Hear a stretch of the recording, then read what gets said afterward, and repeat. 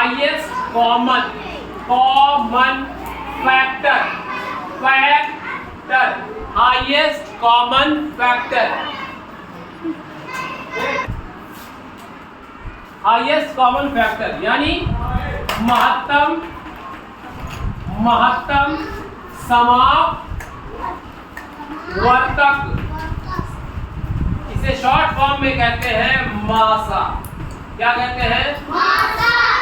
मासा। ठीक है, हाईएस्ट कॉमन फैक्टर, महत्तम समापवर्तक। हमने लासा पढ़ा तो वहां था लघुत्तम समापवर्त्य। समापवर्त्य का मतलब क्या होता है? गुणज। Very good, clap for Anshika रोजी। समापवर्त्य का मतलब गुणज।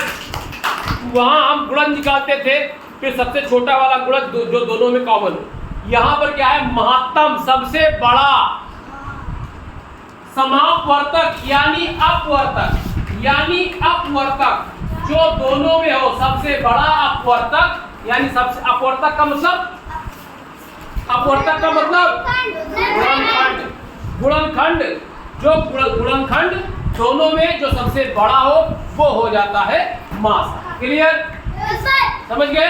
चलो, इस वीडियो को जिसको समझ में ना आए घर जाके जरूर देखेगा 2-3 बार। ठीक है, जो नहीं जुड़ा है ग्रुप से वो हमें फोन करेगा, ग्रुप जोड़ देंगे उसको। ठीक, चलो अब सवाल देखेंगे। 2 तरीका बताएंगे। जैसे लासा में हमने जो 2 तरीका देखा था, वैसे हम मासा में भी 2 तरीका देखेंगे।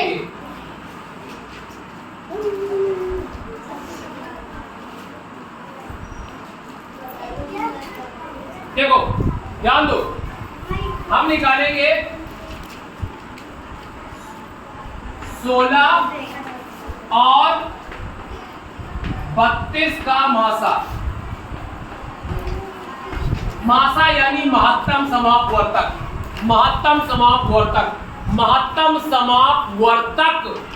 वर्त्य नहीं, ध्यान देना। ठीक है, अब हम सबसे पहले क्या करेंगे? 16 का क्या करेंगे? गुणनखंड या गुणज? 16 का गुणनखंड, क्योंकि हम मासा निकाल रहे हैं तो गुणनखंड, मासा निकाल रहे हैं गुणनखंड। इसको खंड कर दो, टुकड़ा कर दो। यानी कि 16 जिससे कटेगा, कृष्णा यहाँ जिससे कटेगा, कौन बताएगा 16 का गुणनखंड? नैतिक। 16 का गुणनखंड जल्दी से बताओ। 1 2 4 8 16। क्लियर? यही वो गिनती है जिनसे 16 कटता है। 16 के ये गुणनखंड है। क्लियर? आगे बढ़ो। अब हमारे पास है 32 का गुणनखंड। अभिषेक 1 2 4। अब 4 के बाद 5 से कटेगा नहीं, 5 के बाद 6 से कटेगा नहीं, 7। वेरी गुड, 8 के बाद 9 से नहीं कटेगा, 10 से नहीं कटेगा, 11 से नहीं कटेगा, 12 से नहीं कटेगा, 13 से 16 के बाद 32 हो गया। हमने 16 और 32 दोनों का गुणनखंड निकाल लिया। अब सवाल क्या कहता है? हाईएस्ट कॉमन फैक्टर, महत्तम समापवर्तक, सबसे बड़ा गुणनखंड जो दोनों में हो, सबसे बड़ा। Very good, 16। तो उत्तर हो जाएगा 16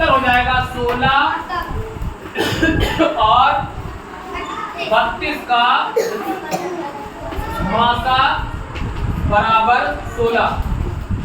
16 और 32 का मासा 16 और 32 का मासा 16। क्या बोल? 16 और 32 का मासा 16। समझ आया? इसको तो आप